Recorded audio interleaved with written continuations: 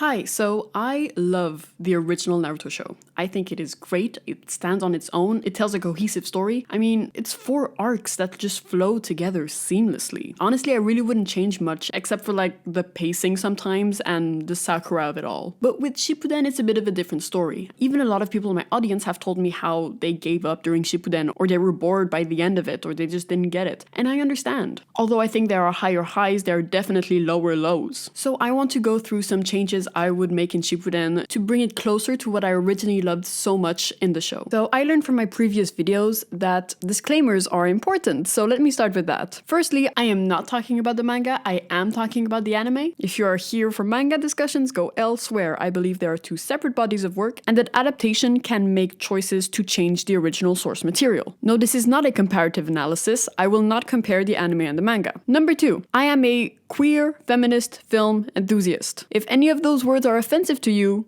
feel free to leave. If you don't know why queerness and feminism would be talked about when talking about Naruto, feel free to watch my other videos. I will be referring to them in this one. Number 3, I do not care about lore. That might be an intense statement. I don't care nearly as much about lore as I do about themes and characters. Lore should exist to support themes. It can be criticized, and in this case changed, just as much as character actions. Number 4, I am doing this for fun and as a fan of the show viewed through a queer feminist lens, and not necessarily a fan of shonen. I want to explore the different directions this show could have gone if it wasn't really limited by the shonen genre. This is not me claiming I am a better writer. This is an excuse to discuss what ifs and thematic implications of different things in Naruto. Have I covered my bases?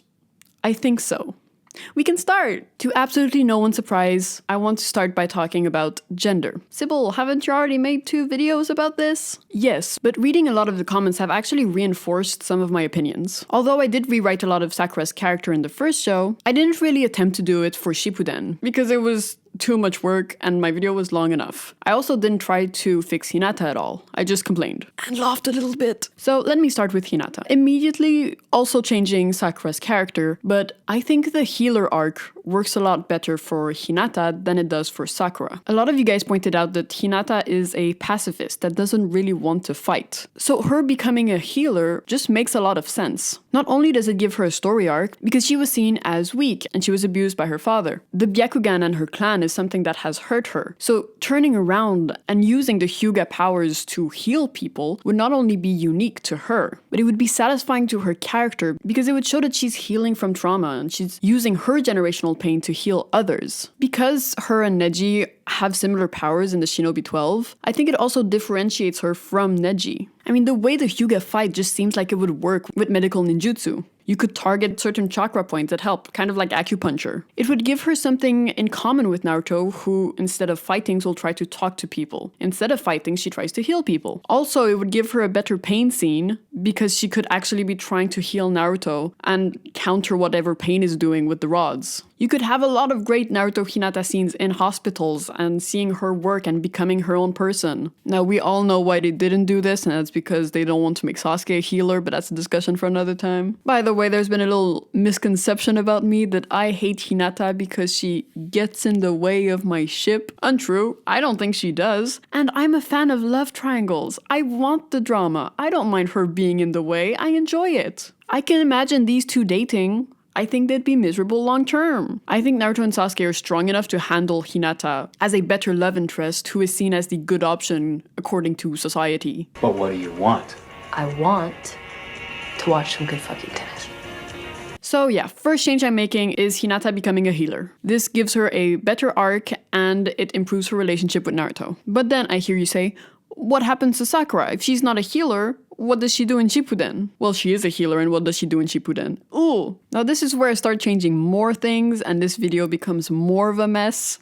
Very sorry about that. But to explain Sakura, I need to quickly talk about one thing that a lot of people have an issue with at the beginning of Shippuden, and that is Sai and Yamato. I don't have a huge problem with these characters. I did more on my first watch than my second watch, and I would keep Sai. I think Sai is a good introduction to the Danzo plotline. However, I think the main mistake with Sai is that he looks kind of like Sasuke. He cannot have similar traits to Sasuke because it looks like you're just replacing Sasuke. And that's not what Sai is. Is it funny to me when you look at it from Sasuke's perspective? Of course it is. Honestly, a little offensive. But just by having Sai physically look like a different character, it removes this audience expectation of him just being another Sasuke. Now, I would remove Yamato, and that's not because I don't like him. Every time something gay happens, he has the funniest reaction. He's always there to witness it, and I love that. 今、サスケの夢を見てた。土の性質変化じゃなくてよかったな。俺ってば、サスケとの相性良かったんだな。雷に勝てるのは風だけだ。いや、そっちじゃなくて。え？流れ星か？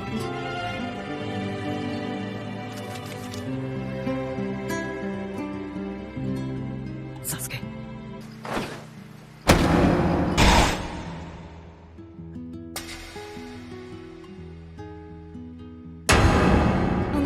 いい加減にしろ、さくらちゃん。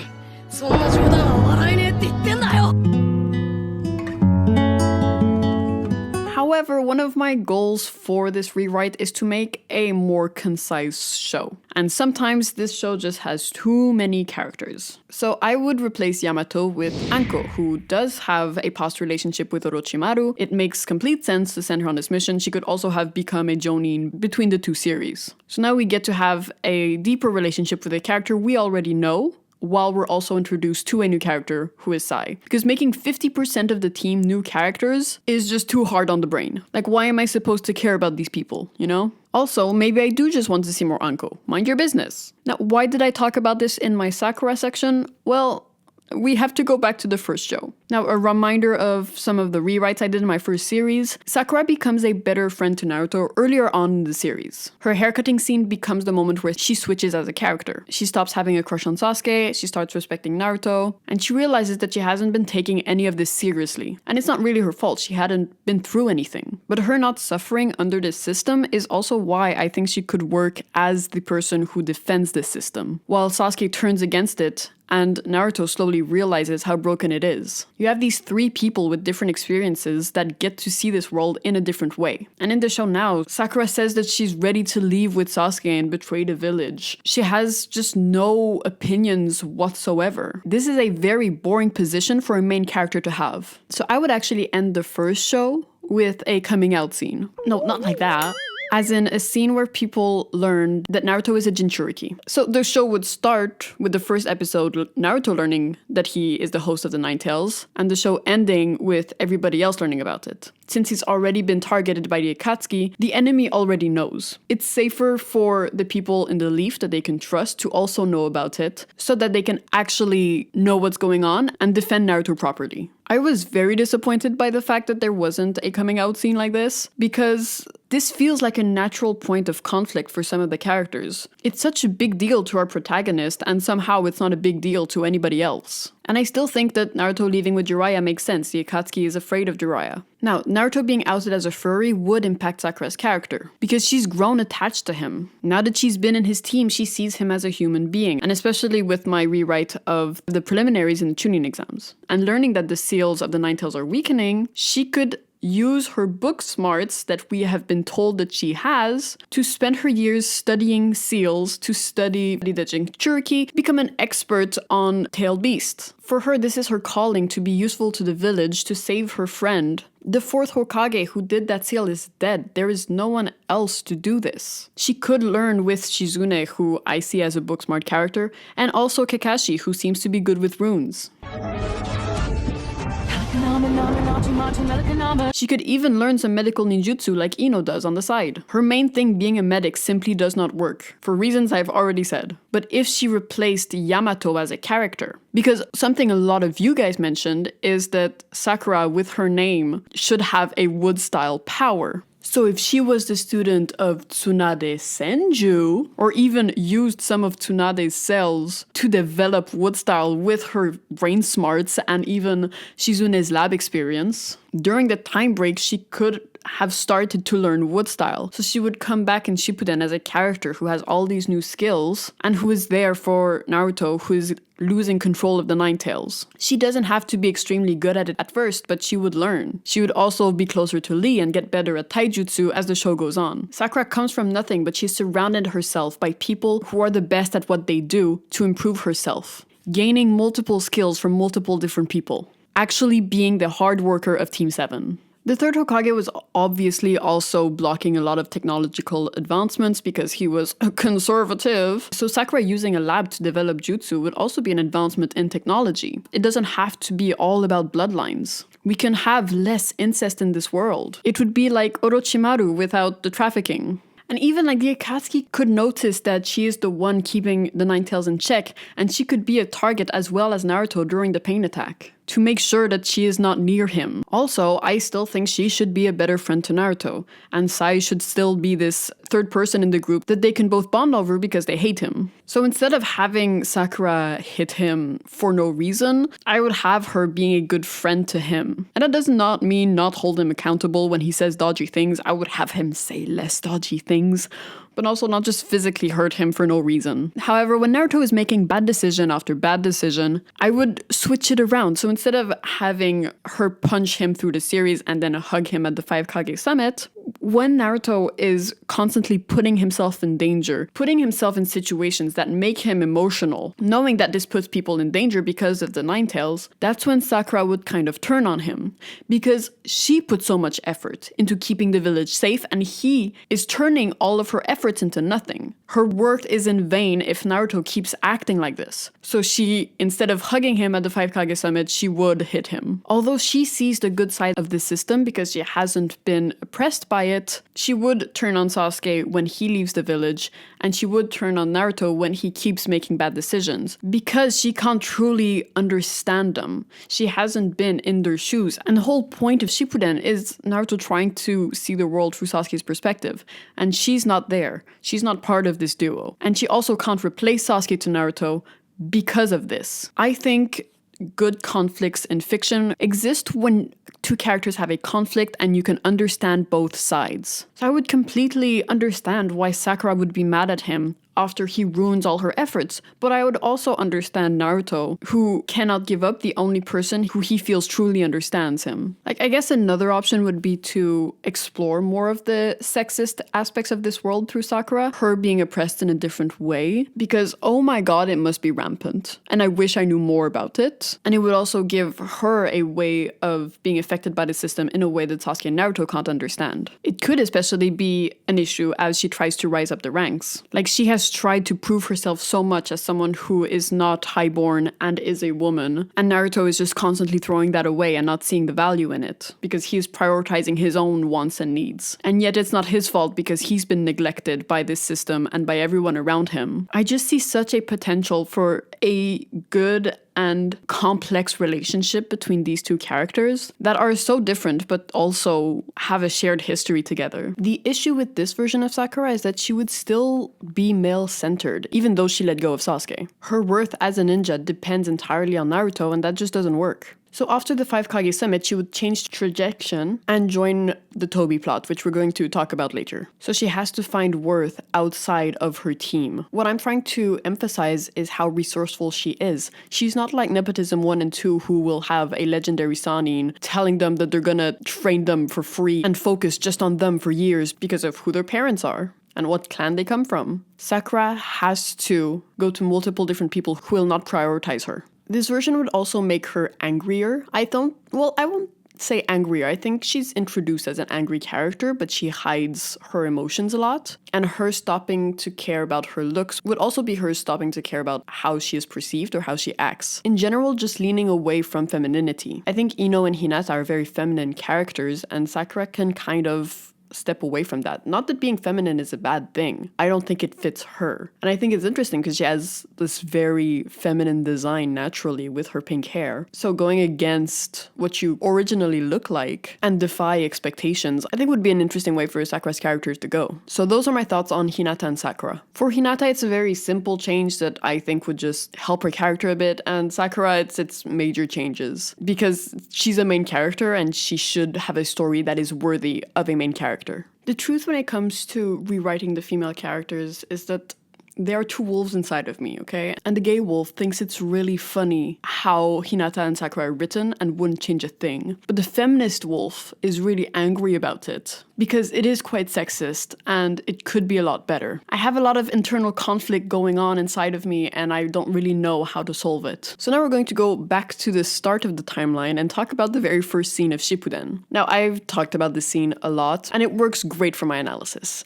However, I always thought it was too long. I mean, when they show the scene later in the show, it's perfect, but when they introduce it, they show too much of it. I would cut as soon as we see Sasuke's silhouette. We don't need a full outfit reveal yet, you know? Give us something to look forward to. This scene exists to just tell us that this show is still very much about Sasuke, even though the first arc is not going to be focused on him. And although I've seen this scene many times, and I still want to rewatch it again, I don't think it's necessary to put the entire thing as the first scene. This is a minor nitpick, but just make it shorter. So to talk about the first arc, not every arc needs to be changed, but I think this one unfortunately does in kind of a major way. I do like it in general, but I'm gonna start by apologizing for what I'm about to say. But in the first arc, we really need to set up the Akatsuki as a threat. We also need to feel like Naruto is in danger. So this is nothing against him, but Gaara needs to die. I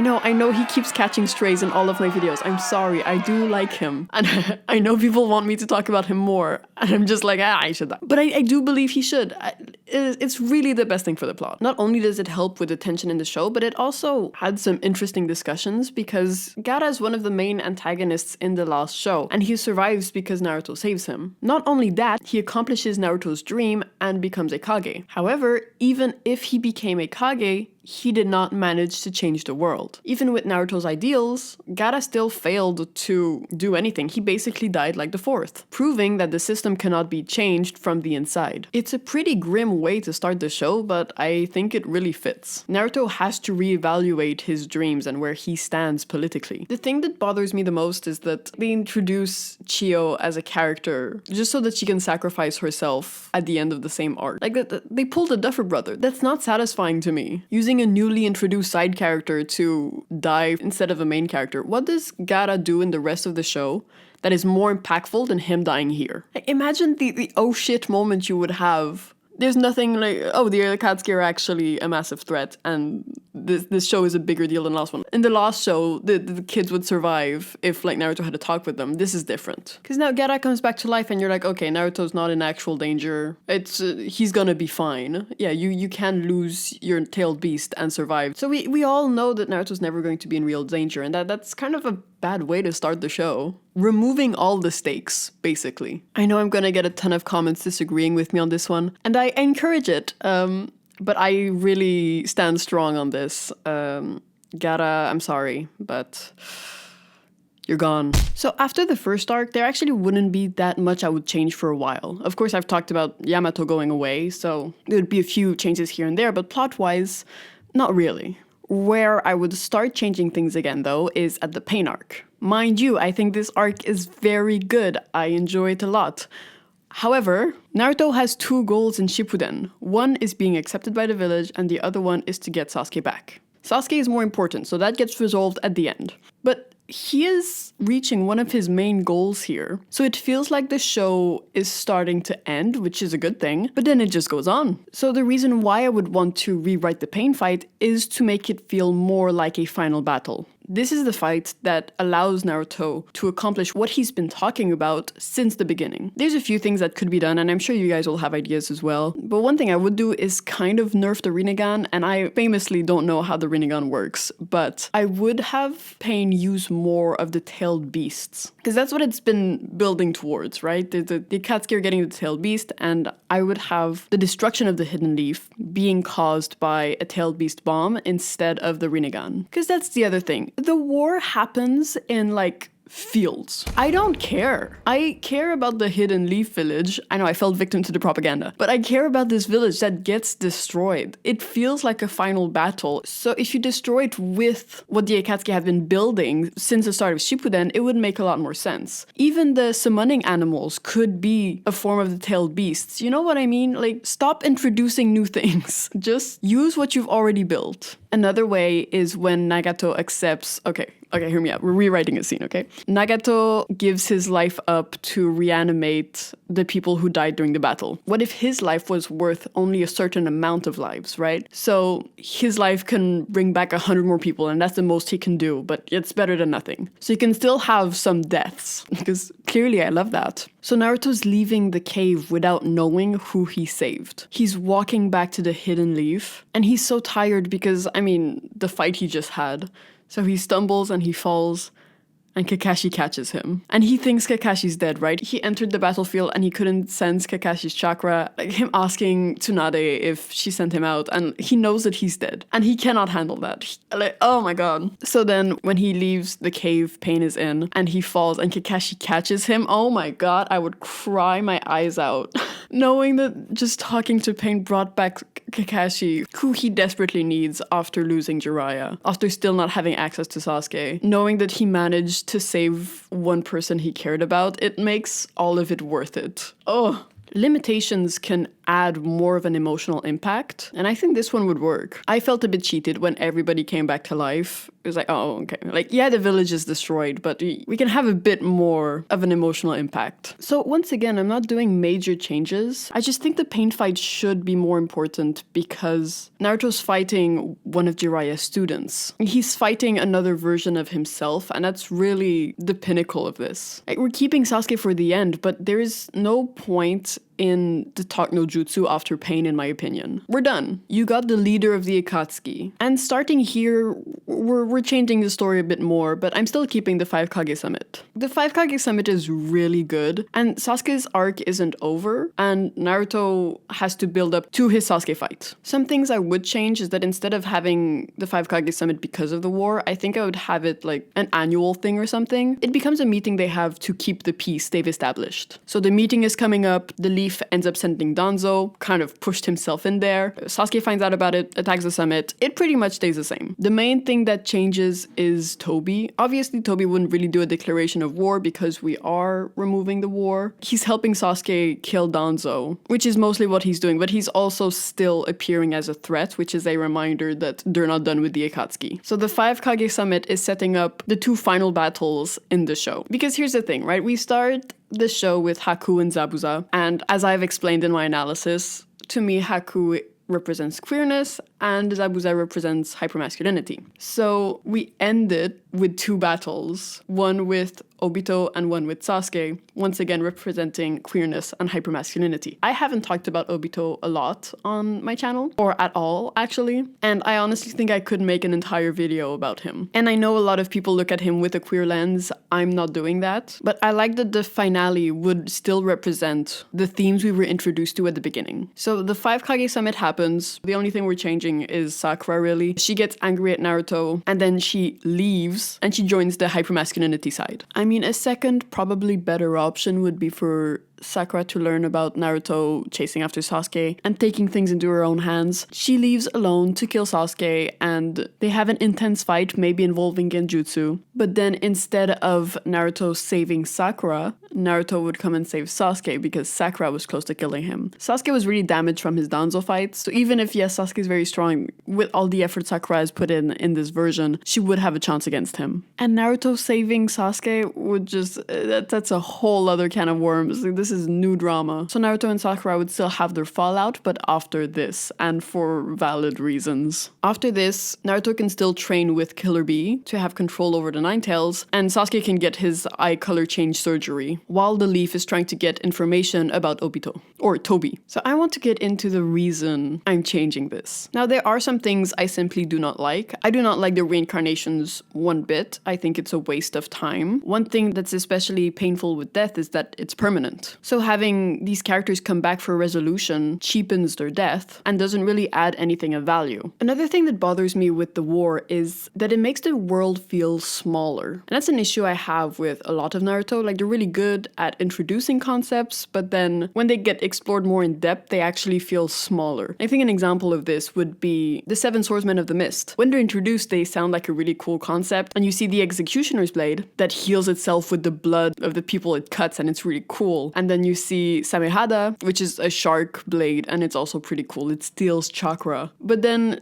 you see other ones and you're like, oh, my imagination was actually better than reality. And it makes sense, you know, that you meet one at the beginning, and one of them is in the Akatsuki, one of them is protecting the Mizukage, and you're meeting parts of this group naturally through the story. But when you force them, like with the reincarnation, I find that it makes the group less interesting. And I would prefer reading fan theories of the other blades than actually see it in reality. So when the war happens and every shinobi is just like moving from one country to another and running around everywhere, it makes the world feel so small. It doesn't seem like it's an issue to move around or that there's any distinction between the places. Everything just feels very samey. I prefer subtle world building in general because sometimes a mystery is better than a reveal. Anyways, all this to say that to me, the war really made the world building feel very flat. I was more interested when we could only see glimpses of it through our main characters than when it was all exposed to us. Now, I'm very sad about one scene I'm losing, which is the Itachi one. So right now, I'm just going to add two things to replace it, which would be number one, a scene of Sasuke alone talking to Itachi's gravestone, just expressing his anger into the void because it's too late and he can't talk to Itachi anymore and he understands so much more now, but that relationship is ruined. And that also increases his anger towards the system and Leaf. The other scene I would add is when Sasuke is dying and delirious after the Valley of the End, and kind of like Naruto has a moment with his parents, Kakashi has a moment with his father, Sasuke can have a moment with Itachi in the afterlife. And that could be a very touching moment where Itachi tells him that he loves him, that he always did, and that he approves of Naruto, obviously. I think adding those two scenes could it's really good. Is it worth hundreds of episodes of war for that one scene?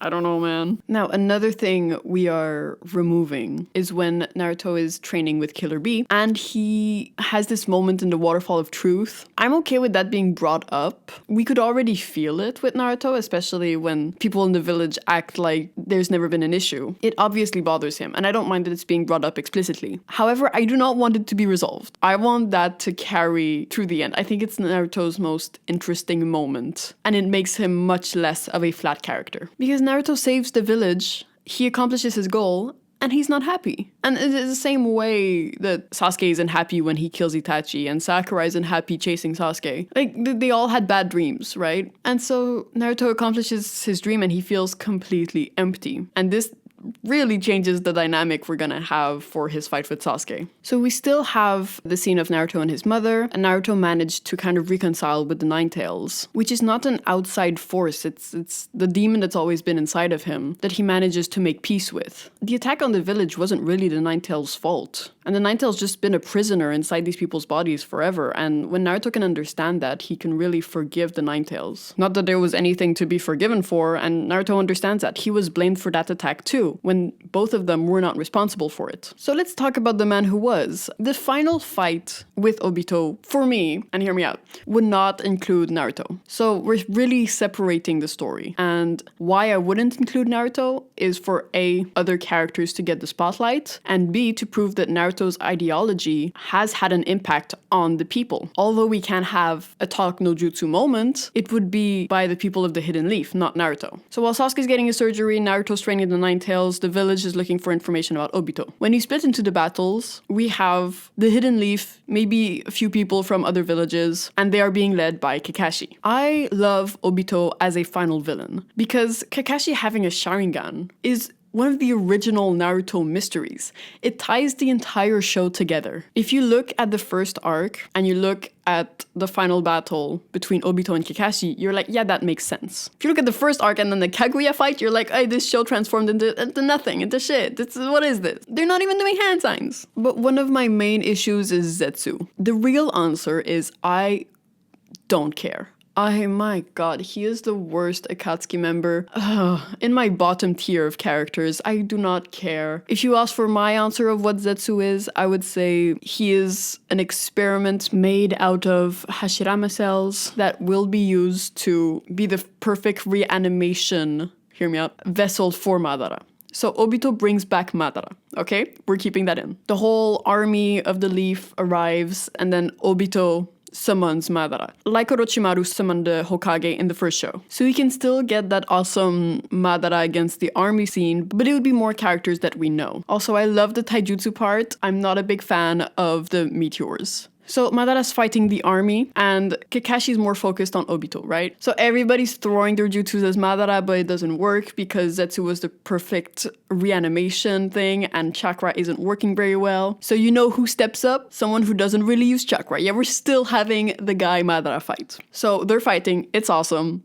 Guy's doing a fantastic job, but not only Guy, because Lee is helping him. However, in a moment where Madara is targeting Lee and putting Lee in danger, Guy activates the 8th gate and protects Lee. Because Guy has the will of fire and he believes that the next generation is the key to the future and he believes in Lee, so he protects Lee, unleashes the 8th gate, and it does a lot of damage to Madara. However, Madara is not done. But Guy, unfortunately, dies. For real. So Lee is devastated and he's angry. Of course, he starts fighting Madara even more violently than before. But like we saw with Guy, taijutsu isn't enough. Madara has other skills like genjutsu because he has the Sharingan. You know who has great resistance to genjutsu? Sakura. Sakura joins Lee. Since she has diversified her skill set, she can use taijutsu and she can use resistance to genjutsu and genjutsu in general. She can push Lee further into unleashing the gates, especially if she's learned some medical ninjutsu. Maybe she's learned seals that help against Madara. But Sakura and Lee are fighting Madara, and that is what kills him. Because they are the real hard workers of the show, and they do not come from nepotism, so they are beating this old system of power that relied only on your genes. They're fighting one of the main Uchihas that comes from the old system, but they're not there anymore. They are the future. It doesn't matter who your parents were, because they put in the work to be able to protect the people that they love, and that is what's becoming this new system. They're ending the war, they're ending the old system, and Sakura and Lee, with the power of fucking love, defeat Madara. Because that is the will of fire. It becomes this positive thing where they prioritize collaboration, love, teamwork, hard work, and they defeat the old system. Now, Guy is dead. Kakashi is fighting Toby. So Kakashi sees Guy die.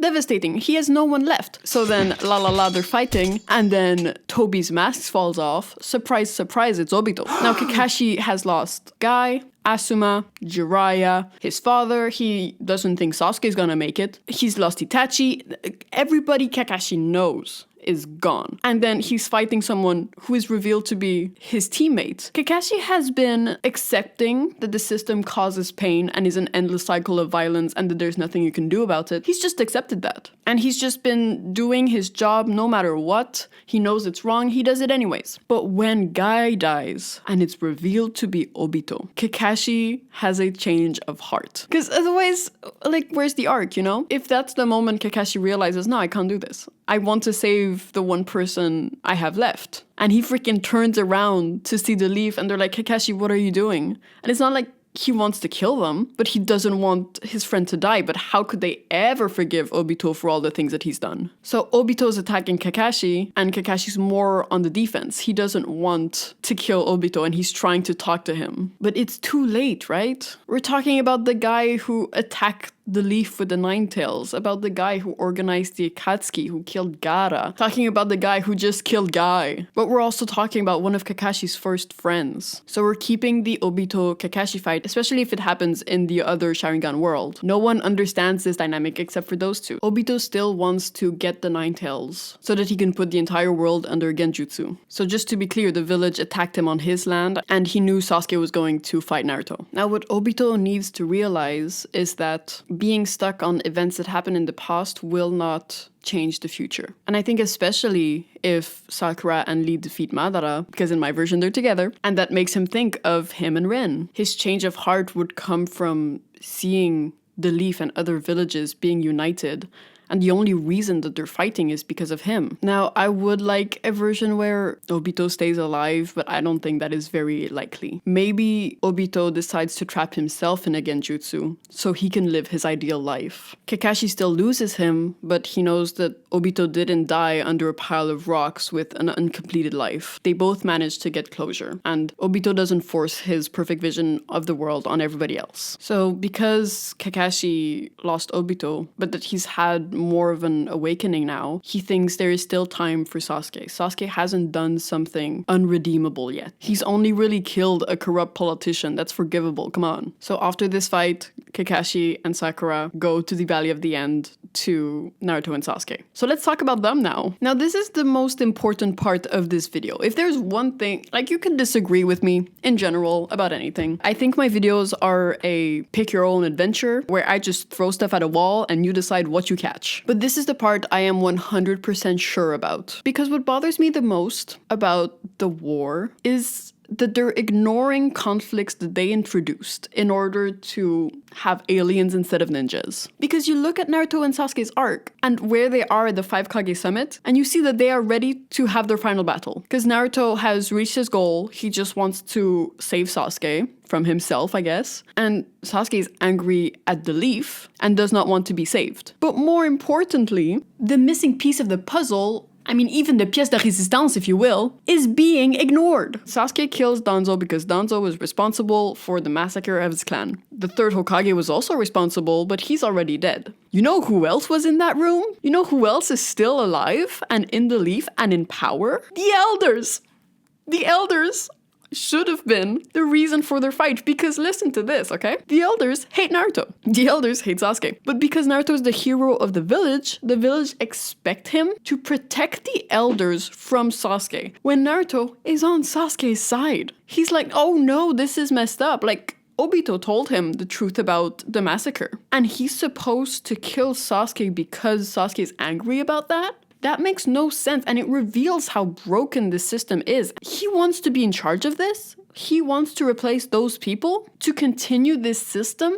He is doubting himself. And that is what would be fascinating about this fight, is that the first time they fight on the hospital roof, Sasuke is at his most insecure. After all of his efforts, he could not even land a single punch on Itachi. Itachi attacked the two people he loved. Again, there's nothing he could do to protect them. He feels like all of his efforts have been in vain, and he fights Naruto in a desperate effort to prove himself. And he loses that still. While Naruto, on the hospital roof, is at the most confident he's ever been. He just used a Rasengan on Kabuto. Like, he just protected Tsunade, one of the legendary Sannin. He was holding his own in that fight. He learned the Rasengan so quickly under Jiraiya. Like, he is so confident. Sasuke is so insecure. Now we go to the final fight, and we've switched around. Naruto has never been more insecure in his beliefs, while Sasuke knows exactly what he wants. He wants the elders dead, and he wants the system to be burnt to the ground. And at this point, so does Naruto, but he cannot admit that. Do you see how perfect this fight is? It is flawed. And instead they have to have a whole war, and then for Sasuke to be like, no, I want to kill everyone. And this conflict is right there, established so well. Every piece has been put together. Someone in my comment section said the elders were still there in Boruto. Chat, is this true? I'm angry because it's right there. But the hard part is, how does this fight end? And I think this was pretty obvious in my career analysis, but I love this fight. I think it's truly one of the best moments in Naruto. The only part I don't like is when they go to space. I think that can be removed. In general, I think their power levels at the 5 Kage summit, it shouldn't reach much more than that. Limits encourage creativity. So if you tell me, like in the first show, Sasuke can only do 3 Chidoris, he has to make plans to use them correctly. It's much more interesting than just like, these are 2 gods, watch them go to space. Naruto has to try to find a solution on the spot. What do you even do? He had 2 goals and now he has to choose between them. Except accomplishing his first goal didn't make him happy at all. So why would he want to kill Sasuke? He doesn't, and he doesn't want to in the fight in the show either. So the fight would remain pretty similar. I mean, I love the part where Sasuke is stopping Naruto from doing hand signs. They understand each other so well. At the end, they both Rasengan Chidori each other, lose their arm. I am adding one line when Sasuke says, "Why are you doing this?" I know, and I'm okay with it being unsaid, and I explained it in my video, and I'm fine with it, but whether you ship them or not, I don't care. I don't care how you view the relationship. It is factual that Naruto loves him, and he can't say I love you in this scene because it would make it so much better. And him removing the standards of masculinity where you're not allowed to love other guys, whether it's platonic or romantic or whatever, and he says I love you straight up. The tears. Ugh. It'd be such a vulnerable moment. But Naruto's arc is him accepting to be vulnerable and to go against the system in peaceful ways. And Sasuke realizing that he's still loved. So there really isn't much to change in this fight. I would just change the reasoning for it. So let me tell you about my ideal ending, maybe slightly unrealistic. So Naruto and Sasuke have their fight. Kakashi and Sakura join them. Sakura bandages them up.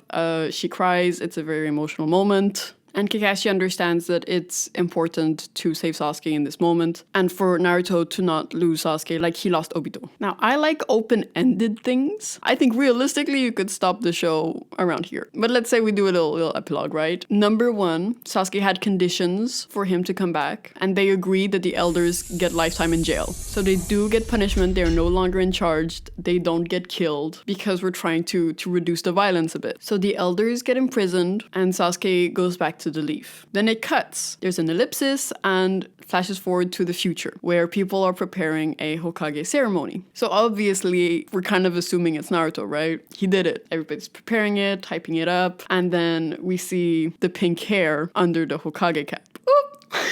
And Naruto and Sasuke are not there. Sakura becomes Hokage. She makes a little speech. They are no more child soldiers. Their generation will bear the hurt and they will do everything they can to avoid future wars and to traumatize children even more. Because Sakura is book smart, she's prioritizing the education of children. She sees the value in that. And yes, she believes in discipline and hard work, but that does not need to lead to violence. She also puts emphasis on mental health for her generation and the ones to come. The hospital is no longer a place just to heal physical wounds, because now we're trying to heal the mental ones, which is established early on with the hospital roof fight taking place at a hospital, but they can't heal because the mental wounds aren't healed. We can avoid this whole thing if we actually make an effort on fixing people's mental health. And while the end song and the credits are rolling, we just see Sasuke and Naruto somewhere in the woods. We don't know what their relationship is, or if they're going back to the leaf often, or what's their long-term plan, because for now they just have to figure stuff out. And Sasuke doesn't want to be a ninja of the hidden leaf, and for now Naruto just wants to be with him. Maybe they're helping out in orphanages. Like they decide to have a life of peace. Is that too much to ask for? Sakura's becoming the Hokage. They all did not get their dreams, and they're all happier for it. Like Naruto needs to deconstruct this idea that he wanted to be loved by everyone, because he wanted people to recognize him as someone strong, but he just really wanted someone to love him, you know? And Sasuke has stuff to process. You might notice that I really didn't change much about Sasuke in this rewrite. To everybody's shock, I think Sasuke is a great character. Essentially, we wouldn't have access to what Naruto and Sasuke's lives have become, because Naruto's story is him searching for validation, and at the end, he's not even looking for the validation of the audience anymore. His story, the title of the show, is over, because he managed to find peace within himself. At the end of the day, it's always been about a boy and his inner demon, you know? So I just wouldn't give much information on Sasuke and Naruto in the epilogue. Actually, I'm saying this and now it doesn't feel that crazy, because like, isn't that what Jiraiya did? He took care of orphans after the war. Like I pulled that out and I was like, oh, it's crazy that they would do that. But it's actually not. Naruto would follow more in the path of Jiraiya, but not encouraging the orphans to fight and leave when they can fend for themselves. You know, I just realized that's not that crazy. And that's also what Orochimaru would do, but like, well, he would capture orphans or manipulate them into joining him. So they become a more ethical legendary Sannin because Sakura becomes a Hokage. And then Naruto and Sasuke would go do their own thing outside of the village. I also wouldn't mind if they go back to the village for Sakura's inauguration and encourage her, but they need to find an identity outside of fighting. Like, if Sakura isn't forced to be the Hokage like Tsunade was, well, she wasn't forced, but you know what I mean, heavily pressured into it, and she actually works towards it and thinks about it, she could establish a better system, unlike what Tsunade could, because she just entered and it was a bunch of paperwork and just like, okay, do the work. So I do think that would be a good Team 7 ending, where the guys just try to figure themselves out without the system and Sakura fixes things from the inside. And you have options of what you can become. But then what about future sequel opportunities? You know, what about Boruto? Well, I don't think it should exist because endings are very important to me and I find that sequels often ruin endings. I very rarely see sequels ever. So my answer is I don't think a sequel for Naruto should exist at all. What I would do is I would keep Boruto, so in this world, like, the fight is still about the elders, there still wasn't a war, but the ending is more like in the show where Naruto and Hinata get married. So we have Boruto, and then we have Sakura and Lee's child, who's not named Metal because that's a stupid name. And then we have the third member of the team, who is kind of a mystery child. And people are like, we don't really know where she's from. But then she's growing up and it's like, she kind of looks like Sasuke. So yeah, figures out she's basically an Orochimaru experiment that Orochimaru made with probably Sasuke and Karin's genes. So then they're like, oh my god, this is Sasuke's child. So they find him, and then he's like, well, I did not want to continue my bloodline specifically. I don't want to be part of this. But then it becomes this typical trope of a grumpy old man with the little girl who shows him the meaning of life. To me, that's short series potential, you know? You get to see the world that's becoming a better place. You get to see Sasuke healing with his daughter that he didn't want. And you get to say goodbye to your favorite characters, you know? So basically, Mitsuki and Sarada would merge into one character. And that sounds fair to me. I do like the idea of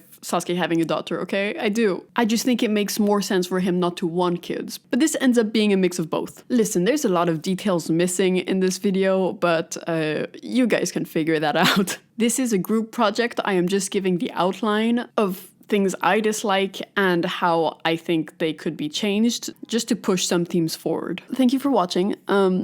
We just hit 10,000 subscribers, and I am so sorry for this horrendous upload schedule. I did not know I was going to become a YouTuber this year. By the way, I was lurking around AO3 the other day, and I did find a fanfiction that was dedicated to me, and that was my I made it moment, so thank you so much to that person. So future projects, my next big video will not be a Naruto video. It's something that comes up a lot, and I just want to make this video about this one concept anyways. But I do know what my next Naruto video essay will be. I just have a reading list to complete before I do it, because it is that serious. Otherwise, I do have Naruto filler episodes on my channel that either have been filmed or have been planned.